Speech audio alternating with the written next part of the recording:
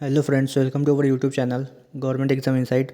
आज हम देखेंगे 22 फरवरी 2025 के द हिंदू में आए हुए सभी आर्टिकल और एडिटोरियल जो गवर्नमेंट एग्जाम के लिए ज़रूरी है, और साथ ही में हर एक टॉपिक के पॉइंट वाइज नोट्स। तो वीडियो में बने रहे, और वीडियो पसंद आए तो हमारे चैनल को सब्सक्राइब करना ना भूलें। आज के द हिंदू के न्यूज़पेपर में कुल 9 आर्टिकल और एडिटोरियल है जो आज हम डिस्कस करेंगे। तो चलिए हम शुरू करते हैं हमारे पहले आर्टिकल से, जो कि आया है quick reaction surface air to air missile. तो और इसकी न्यूज़पेपर की हेडिंग है amid growing threat from drones army to strain its air defence. Introduction. भारतीय सेना ड्रोन से बढ़ते खतरे के कारण अपनी एयर डिफेंस प्रणाली को मजबूत करने की योजना बना रहे हैं। ड्रोन और यूएवी अनमैन्ड एरियल व्हीकल्स का इस्तेमाल जासूसी तस्करी और हमलों के लिए किया जा रहा है। इन खतरों से निपटने के लिए सेना नई तकनीकियों से अपनी वायु रक्षा प्रणाली को अपग्रेड कर रही है। Why is the army straining air defence? Drone हमलों में वृद्धि। हाल के वर्षों में सीमा और सैन्य ठिकानों के पास ड्रोन हमलों की घटनाएं बढ़ रही है।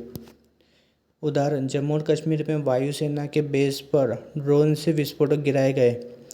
सीमा पर तस्करी आतंकी संगठनों और तस्करों द्वारा ड्रोन का उपाय हथियार, ड्रग्स और विस्फोटक भेजने के लिए किया जा रहा है। उदाहरण, पंजाब और जम्मू कश्मीर में सीमा पार से आने वाले ड्रोन पकड़े गए जो हथियार और ड्रग्स ला रहे थे। जासूसी और निगरानी। दुश्मन देश सैन्य गतिविधि की जासूसी के लिए ड्रोन का उपयोग कर रहे हैं। संवेदनशील स्थान लगातार निगरानी या हमले के खतरे में है। What steps is the army taking? Air defence system को अपग्रेड करना। सेना बेहतर रडार सेंसर और ट्रैकिंग सिस्टम पर काम कर रही है ताकि ड्रोन को जल्द से जल्द पकड़ा जा सके। एंटी ड्रोन तकनीक की तैनाती। लेज़र आधारित हथियारों और जैमिंग सिस्टम का इस्तेमाल किया जा रहा है ताकि ड्रोन को बेअसर किया जा सके।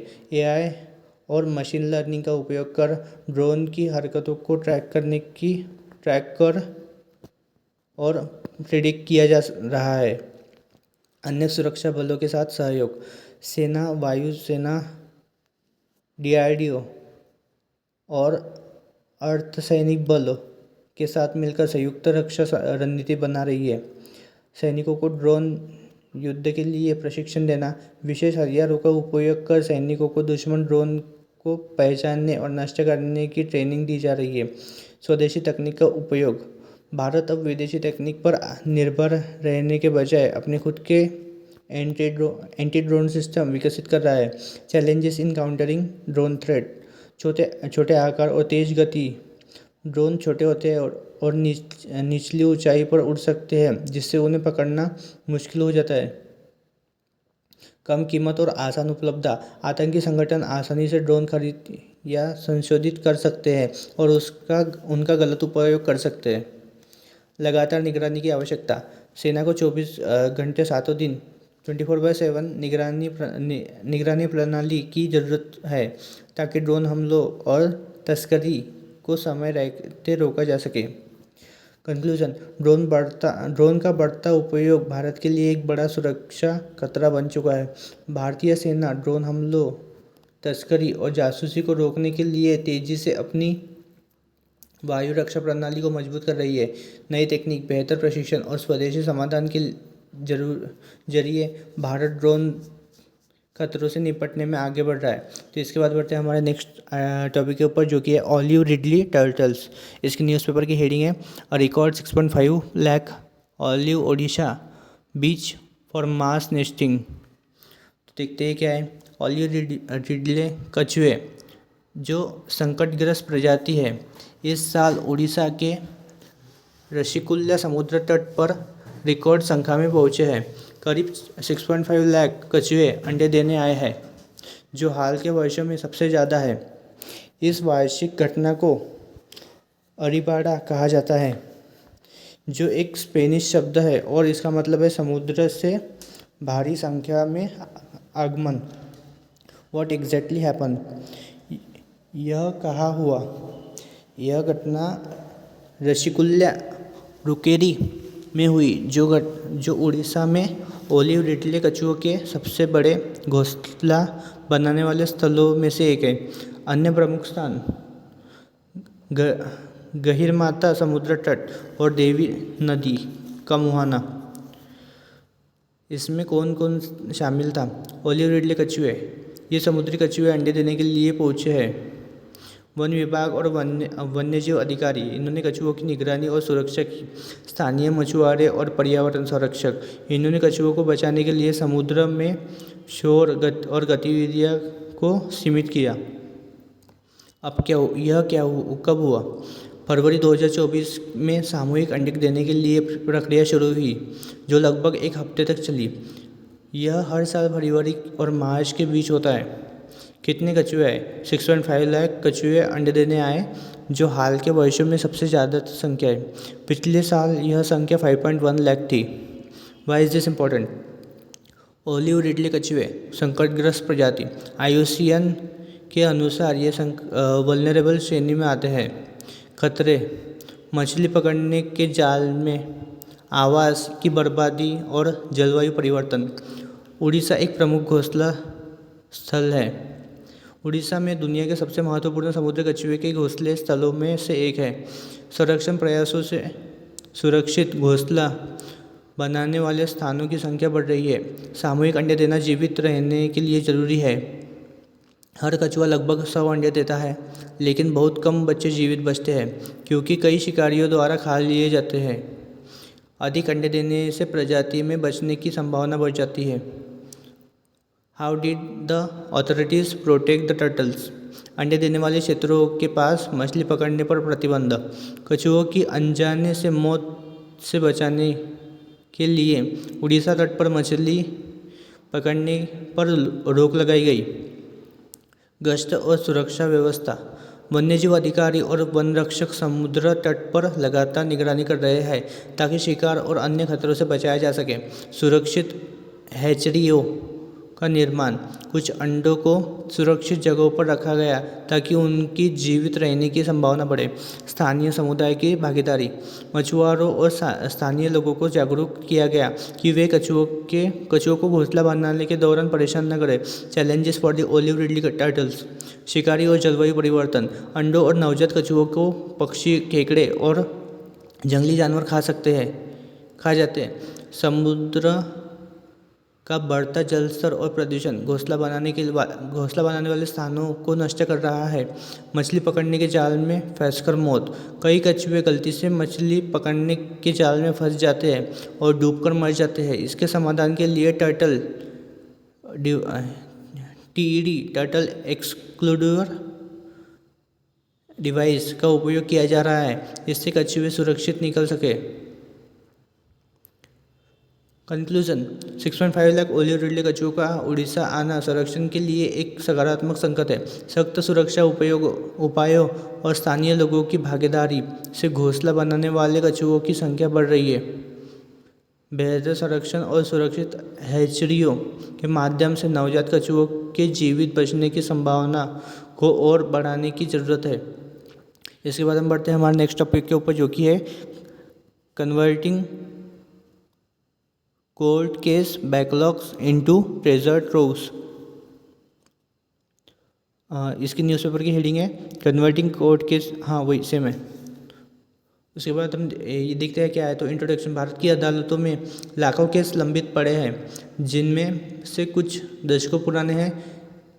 इन पुराने केस रिकॉर्ड को बोझ मानने के बजाय महत्वपूर्ण जानकारी के स्रोत के रूप में देखा जा सकता है। कानूनी विशेषज्ञ, इतिहासकार और नीति निर्माता इन दस्तावेजों के उपाय समाज में आए बदलाव, कानूनों के विकास और प्रशासनिक सुधारों को समझने के लिए कर सकते हैं।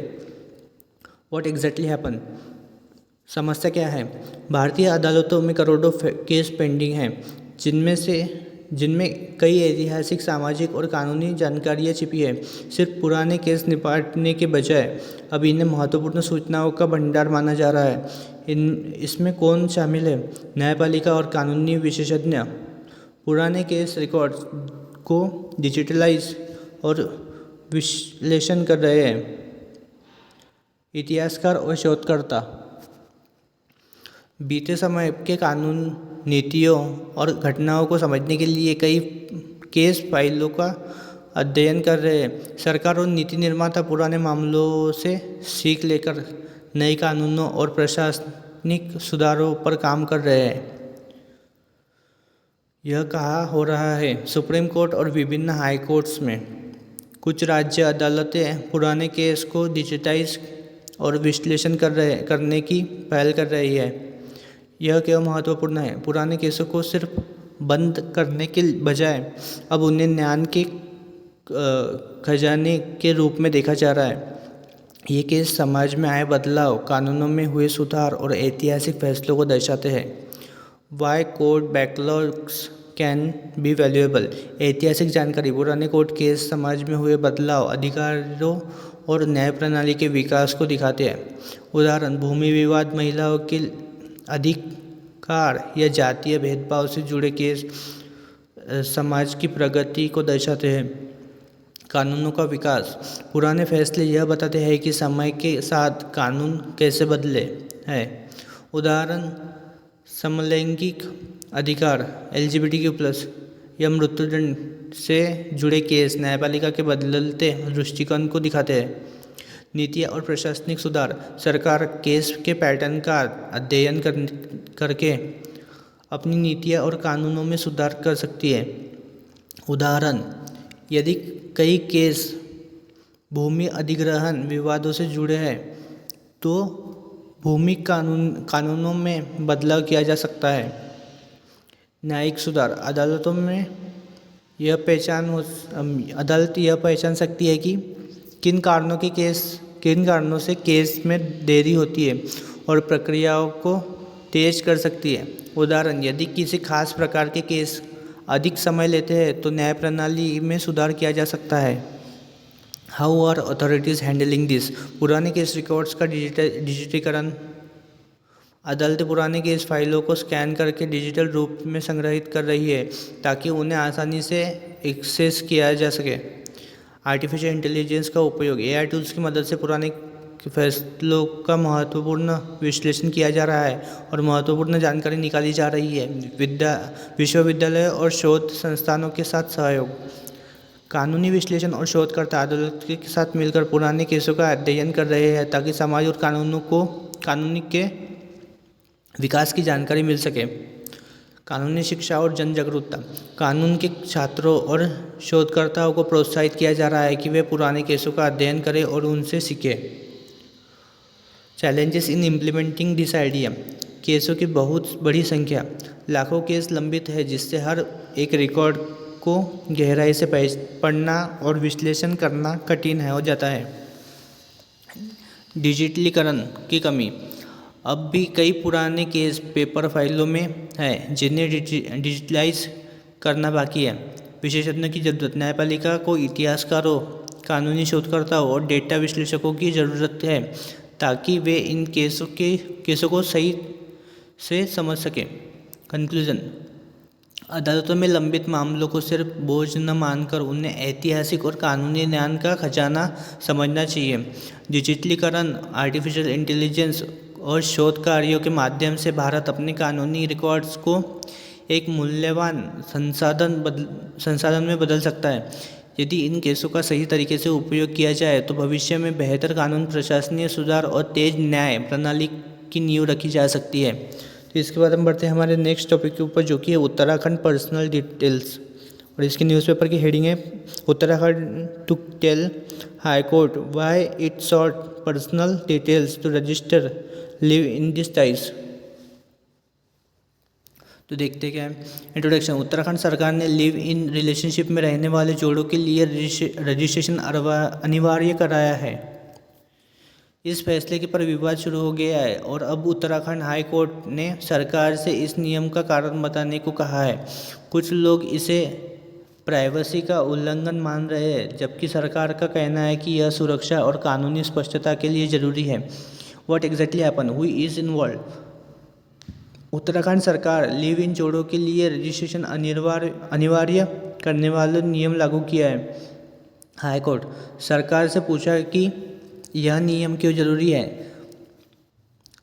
नागरिक और सामाजिक कार्यकर्ता निजता और व्यक्तिगत स्वतंत्रता के हनन को लेकर चिंता जताई। What is the issue. सरकार ने लिव इन रिलेशनशिप में रहने वाले जोड़ों के लिए निजी जानकारी जमा करना जरूरी कर दिया है। लोगों का मानना है कि यह नियम उनकी व्यक्तिगत स्वतंत्रता में दखल देता है। हाई कोर्ट ने सरकार से इस फैसले को सही ठहराने के लिए जवाब मांगा है। Where is this happening. Uttarakhand, जो एक उत्तर भारत का एक राज्य है, यह मामला उत्तराखंड के हाई कोर्ट में चल रहा है। Why is the government introduce this rule. सरकार का कहना है कि यह महिलाओं की सुरक्षा के लिए जरूरी है और लिव इन रिलेशनशिप के दुरुपयोग को रोकने में मदद करेगा। यह सरकार का दावा है कि ऐसे रिश्तों में धोखाधड़ी, साथ छोड़ने और घरेलू हिंसा की घटनाएं बढ़ रही है और रजिस्ट्रेशन से कानूनी सुरक्षा मिलेगी। इस नियम से अपराधों पर नज़र रखना भी आसान होगा। Why is this controversial. निजता का हनन। कई लोगों का मानना है कि यह नियम व्यक्तिगत स्वतंत्रता और निजता के अधिकार आर्टिकल 21 का उल्लंघन करता है। Moral policing. आलोचकों का कहना है कि यह सरकार द्वारा लोगों के निजी रिश्तों में अनावश्यक दखल है। Fear of harassment. कुछ लोगों को डर है कि रजिस्ट्रेशन के बाद समाज और प्रशासन उन्हें परेशान किया जा सकता है। Not requiring by law. Live in relationship Bharat में पूरी तरह कानूनी है और इसके लिए कोई कानूनी पंजीकरण आवश्यक नहीं है। सुप्रीम कोर्ट पहले ही वयस्कों को सहमति से लिव इन रिलेशनशिप में रहने का अधिकार दे चुका है। How is the high court handling this. High court ask for justification. Uttarakhand high court ने राज्य सरकार से पूछा कि यह रजिस्ट्रेशन क्यों जरूरी है। सरकार को इस नियम के कानूनी आधार को स्पष्ट करना होगा। हियरिंग एक्सपेक्टेड सून। सरकार अपने तर्क हाई कोर्ट में पेश करेगी। अंतिम फैसला तय करेगा कि यह नियम रहेगा या हटा दिया जाएगा। Challenges and possible outcomes. Government defence. सरकार यह तर्क दे सकती है कि रजिस्ट्रेशन से सुरक्षा बढ़ेगी और धोखाधड़ी रुकेगी। Public backlash and legal hurdles. अगर कोर्ट इसे असंवैधानिक मानता है तो यह नियम रद्द हो सकता है।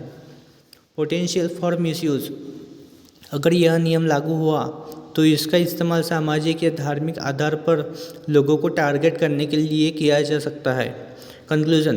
उत्तराखंड सरकार का यह नियम एक बड़े कानूनी और सामाजिक विवाद का कारण बन गया है।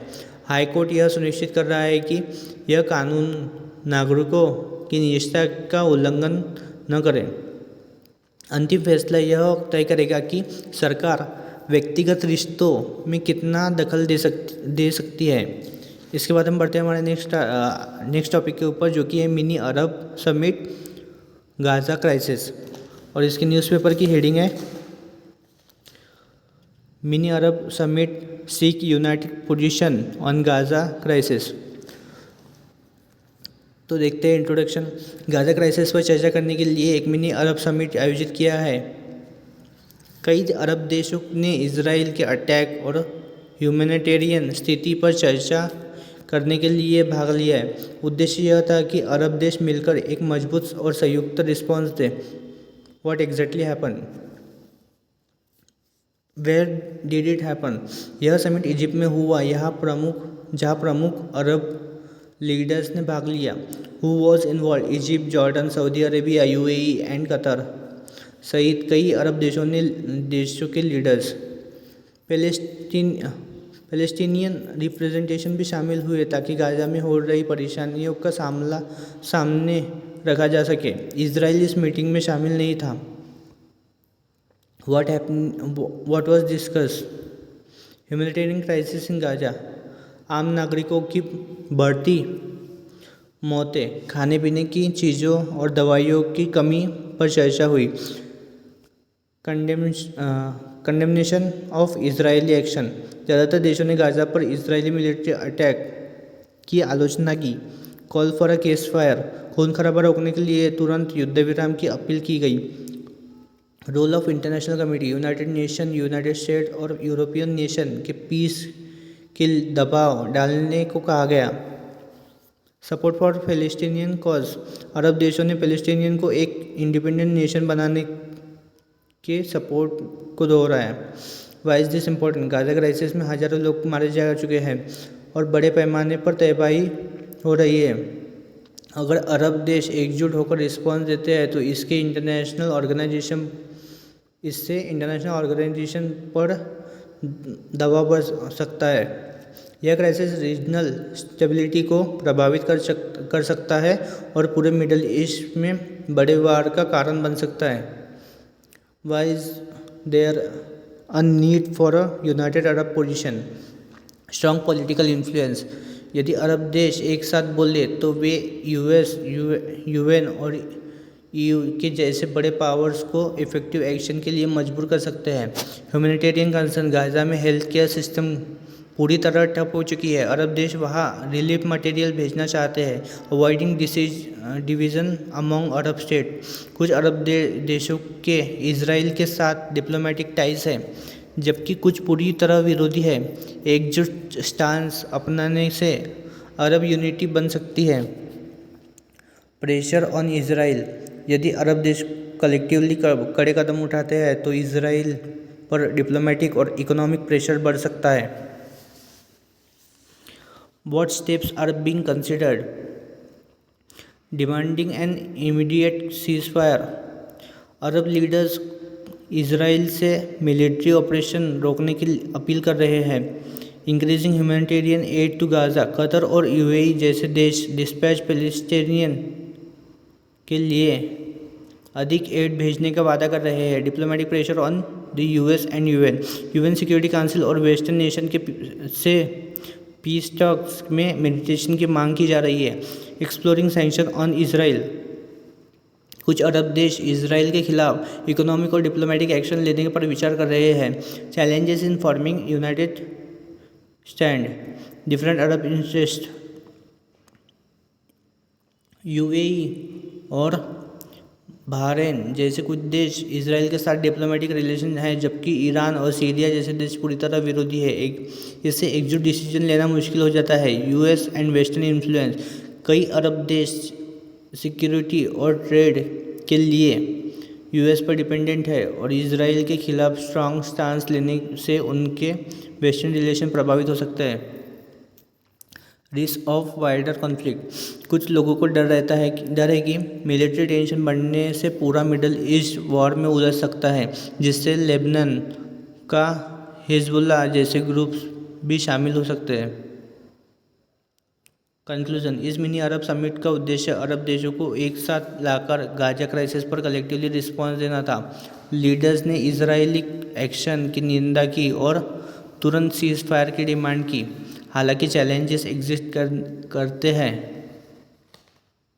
लेकिन अगर अरब देश यूनाइटेड रहे तो ग्लोबल पावर पर प्रेशर डाल सकते हैं और पैलेस्टीनियन कॉज का सपोर्ट कर सकते हैं।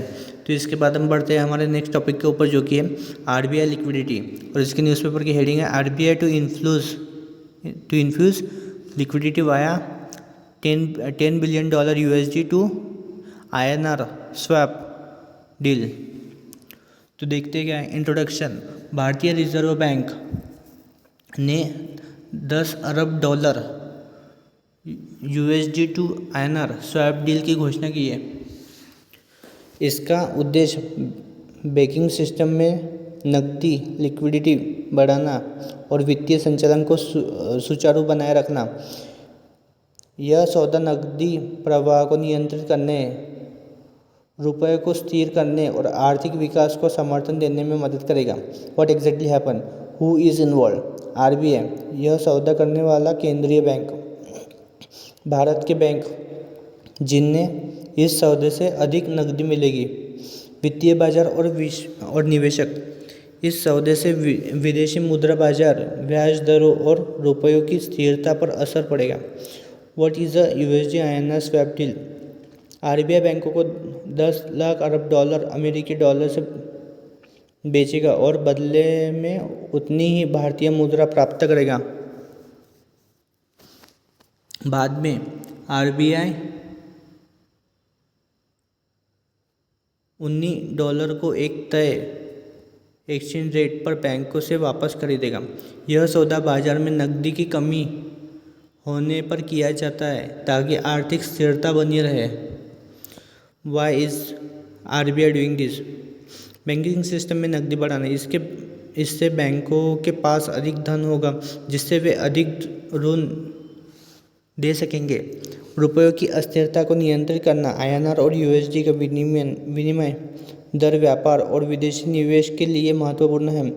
आर्थिक विकास को समर्थन देना, बैंकों के पास अधिक नकदी होने से व्यवसायों और व्यक्तियों को आसानी से ऋण मिल सकेगा जिससे आर्थिक गतिविधियां तेज होंगी।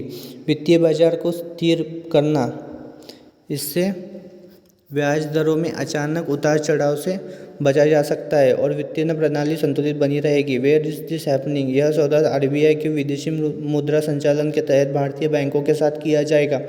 इसका असर मुद्रा बाजार, बैंकिंग क्षेत्र और वित्तीय संस्थानों पर पड़ेगा। What are the expected benefits? बैंकों के लिए अधिक नकदी, बैंकों को अधिक भारतीय रुपए मिलेंगे जिससे वे अधिक ऋण दे सकेंगे। रुपये को मजबूत करना, डॉलर की आपूर्ति को नियंत्रित करके आरबीआई रुपये की विनिमय दर को स्थिर रख सकता है। ब्याज दरों में गिरावट, बैंकों में अधिक नकदी होने से उधारी की लागत कम हो सकती है जिससे व्यवसायों और उपभोक्ताओं को लाभ होगा। आर्थिक विकास को बढ़ावा, अधिक धन उपलब्ध होने से व्यवसायों का विस्तार होगा, निवेश बढ़ेगा और नौकरियां पैदा होंगी।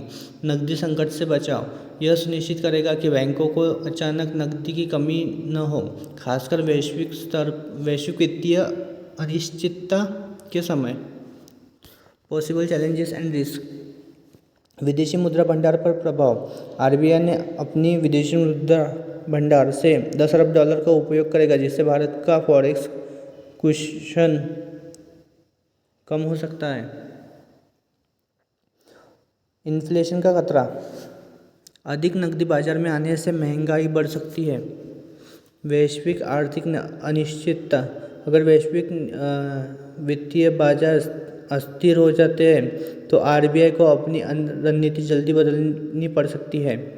कंक्लूजन, आरबीआई का $10 अरब का स्वैप डील नकदी बढ़ाने, रुपये को स्थिर करने और आर्थिक विकास को समर्थन देने की एक रणनीतिक पहल है। इससे बैंकों, व्यवसायों और वित्तीय बाजारों को लाभ मिलेगा, लेकिन इन्फ्लेशन और विदेशी मुद्रा भंडार के जोखिमों को संभालना महत्वपूर्ण होगा। इस सौदे की सफलता वैश्विक बाजार की स्थिति, आरबीआई की भविष्य की नीतियों और भारत की आर्थिक स्थिरता पर निर्भर करेगी। इसके बाद हम बढ़ते हैं हमारे नेक्स्ट टॉपिक के ऊपर, जो कि है सेक्सुअल इक्वलिटी, और इसकी न्यूज़पेपर की हेडिंग है concept of sexual equality must be part of syllabus, supreme court. देखते हैं इंट्रोडक्शन। भारत के सर्वोच्च न्यायालय यानी कि सुप्रीम कोर्ट ने शिक्षा पाठ्यक्रम में सेक्सुअल इक्वलिटी को शामिल करने की ज़रूरत पर जोर दिया है। इसका मतलब है कि किसी व्यक्ति व्हाट एग्जैक्टली हैपन, कौन शामिल है? सर्वोच्च न्यायालय जिसने शिक्षा में इस विषय को जोड़ने पर जोर दिया है। शैक्षणिक संस्थान, स्कूल और कॉलेज जिनके पाठ्यक्रम में बदलाव किया जा सकता है। LGBTQ+ समुदाय जिन्हें इस पहल से अधिक पहचान और स्वीकृति मिलेगी। छात्र और समाज, क्योंकि इस विषय की शिक्षा से गलत धारणाएं और भेदभाव कम हो सकते हैं। What is sexual equality? तो हम देखते हैं व्हाट इज सेक्सुअल इक्वलिटी। यह एक फ्लेक्सिबल दृष्टिकोण है जिससे व्यक्ति की यौन पहचान बदल सकती है। यह सख्त लेबल में फिट नहीं होता। अट्रैक्शन समय के साथ भावनाओं और अनुभव से प्रभावित हो सकता है। Why is supreme court talking about this? यह LGBTQ+ अधिकारों और शिक्षा पर चर्चा के दौरान कहा गया है। सुप्रीम कोर्ट ने बताया कि जागरूकता की कमी के कारण समाज में भेदभाव और गलतफहमियां बनी रहती है। अगर इस विषय को शिक्षा का हिस्सा बनाया जाए तो छात्रों, शिक्षकों और समाज में स्वीकृति और समझ बढ़ेगी। Where will this change be implemented? अगर लागू हुआ तो स्कूल और कॉलेज के पाठ्यक्रम में इस विषय को जोड़ा जा सकता है। कार्यालयों में प्रशिक्षण कार्यक्रम, कानूनी नीतियाँ और सामाजिक जागरूकता अभियानों पर भी असर पड़ सकता है। Why is this important? जागरूकता और समावेशिता बढ़ेगी। यौन पहचान और लिंग पर शिक्षा देने से समाज में स्वीकृति बढ़ेगी और भेदभाव कम होगा।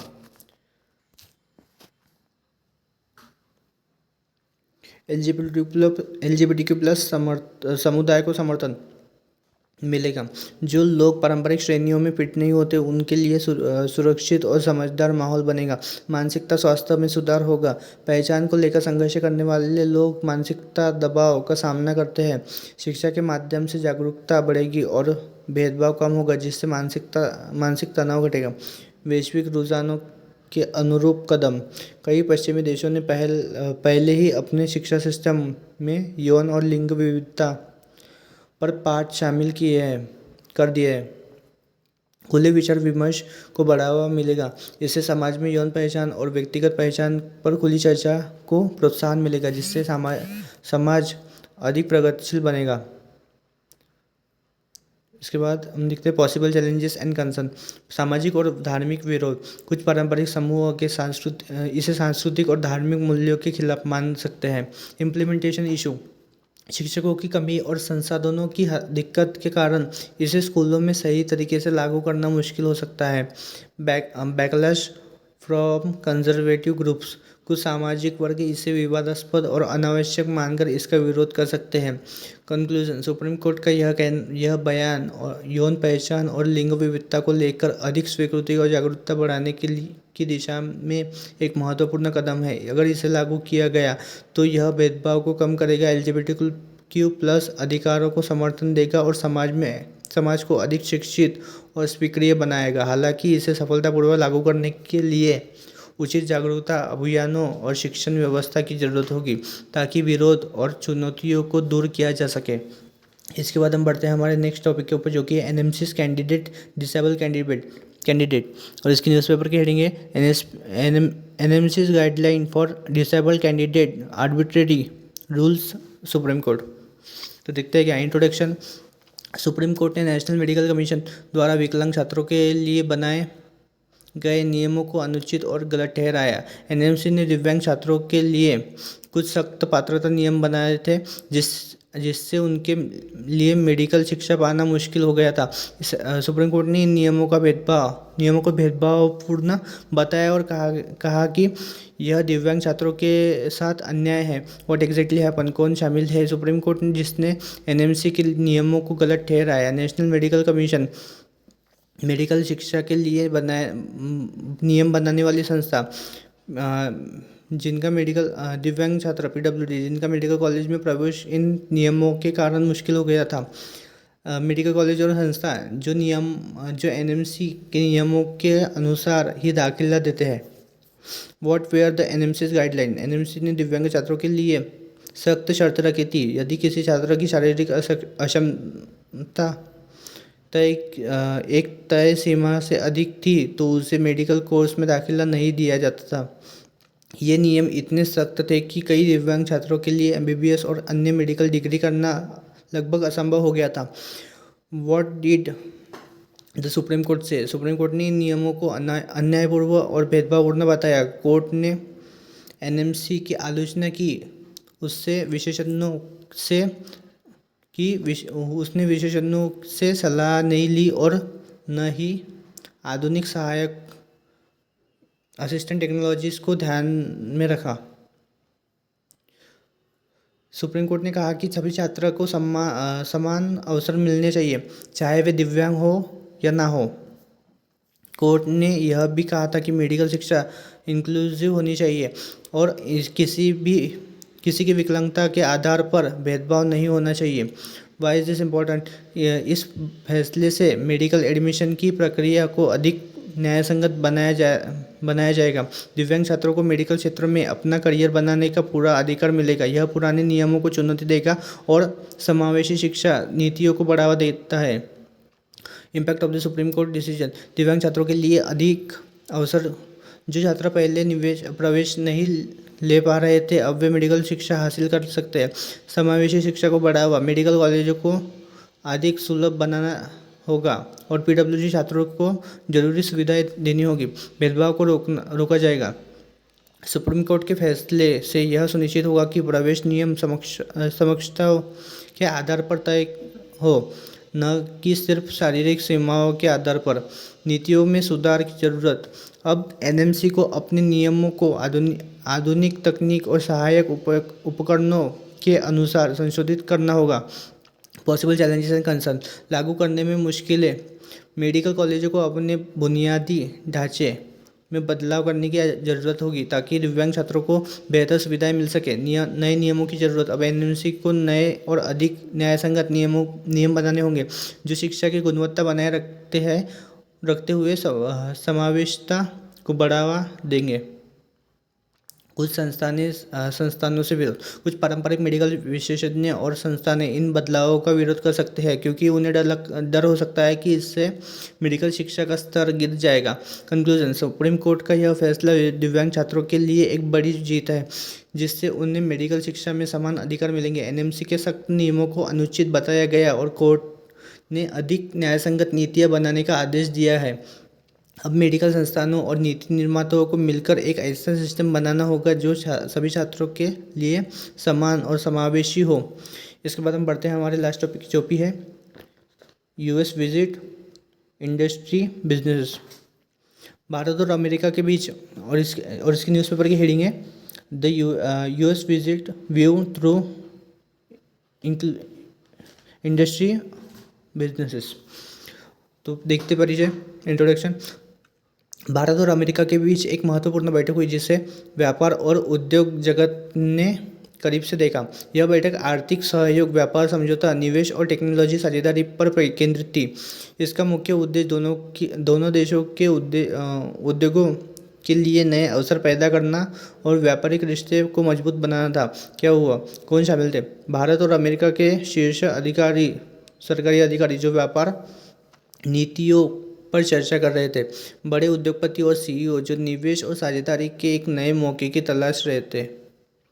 टेक्नोलॉजी, रक्षा और मैन्युफैक्चरिंग सेक्टर जो इस बैठक से सबसे ज़्यादा फायदा उठा सकते थे। किन मुख्य व्यापारिक क्षेत्रों पर चर्चा हुई? टेक्नोलॉजी और एआई साझेदारी, कृत्रिम बुद्धिमत्ता, एआई और सेमीकंडक्टर और साइबर सुरक्षा में सहयोग। रक्षा और मैन्युफैक्चरिंग। अमेरिका की कंपनियों के साथ मिलकर भारत में रक्षा उत्पादन को बढ़ाना, ग्रीन एनर्जी और स्थायी विकास, नवीकरणीय ऊर्जा, इलेक्ट्रिक गाड़ियाँ और स्वच्छ तकनीकों में निवेश, फार्मा और स्वास्थ्य क्षेत्र, दवा निर्माण, रिसर्च और वैश्विक स्वास्थ्य सुरक्षा में संयुक्त प्रयास, व्यापार और निवेश नीति, व्यापार करना आसान बनाना और टैक्स तथा अन्य बाधाओं को कम करना। यह बैठक व्यापार के लिए क्यों महत्वपूर्ण है? भारतीय स्टार्टअप्स और कंपनियों को अमेरिकी बाजार में विस्तार करने में मदद मिलेगी और अमेरिका से भारत निवेश बढ़ेगा जिससे आर्थिक विकास होगा। चीन पर निर्भरता कम करके आपूर्ति श्रृंखला सप्लाई चेन को मजबूत किया जाएगा। दोनों देशों में रोजगार के नए अवसर और इनोवेशन को बढ़ावा मिलेगा। इन बदलावों का असर यहाँ दिखेगा। कहाँ दिखेगा? भारतीय और अमेरिकी कंपनियों टेक्नोलॉजी, रक्षा और ऊर्जा क्षेत्र में साथ काम करेगी। नए व्यापार समझौते के कारण भारत में अधिक अमेरिकी कंपनियां आएंगी। यूनिवर्सिटी और इंडस्ट्रीज के बीच रिसर्च और टेक्नोलॉजी ट्रांसफ़र को बढ़ावा मिलेगा। व्यापार को क्या फ़ायदा होगा? एफडीआई में बढ़ोतरी। अमेरिका से भारतीय कंपनी खासतौर पर टेक और मैन्युफैक्चरिंग सेक्टर में ज़्यादा निवेश आएगा। व्यापारिक संबंध होंगे और मजबूत। निर्यात और आयात आसान होगा जिससे व्यापारियों को ज़्यादा मुनाफा मिलेगा। नवाचार और तकनीकी विकास। भारत को नई एआई, सेमीकंडक्टर और रक्षा तकनीक तक पहुंच मिलेगी। नए रोजगार और आर्थिक विकास। नई इंडस्ट्रीज में विस्तार से अधिक नौकरियां उपलब्ध होंगी। सतत और दीर्घकालीन व्यापार वृद्धि। नवीकरणीय ऊर्जा परियोजना और पर्यावरण के अनुकूल उद्योगों को बढ़ावा मिलेगा। संभावित चुनौतियां और चिंताएं। व्यापारिक बाधाएं और टैक्स। कुछ मौजूदा टैक्स और व्यापारिक प्रतिबंधों के कारण व्यापार का विस्तार धीमा हो सकता है। भू राजनीतिक तनाव। Geopolitical tension. अमेरिका चीन और भारत चीन के बीच तनाव आपूर्ति श्रृंखलाओं को प्रभावित कर सकता है। नियम कानून में अंतर। अलग अलग व्यापारिक नीतियां और टैक्स सिस्टम कंपनियों के लिए परेशानी खड़ी कर सकती है। निष्कर्ष। यह बैठक भारत और अमेरिका के औद्योगिक संबंधों को मजबूत करने की दिशा में एक बड़ा कदम है। इससे तकनीकी सहयोग, व्यापार विस्तार और निवेश के नए अवसर खुले हैं। हालांकि कुछ चुनौतियां बनी हुई हैं, लेकिन यह बैठक दोनों देशों के बीच आर्थिक और व्यापारिक रिश्तों को एक नई ऊंचाइयों तक ले जाने की शुरुआत है। तो अगर ये थे आज के हमारा आर्टिकल। अगर आपको वीडियो हमारा पसंद आए तो लाइक कमेंट कीजिए और सब्सक्राइब करना ना भूलें। Thank you.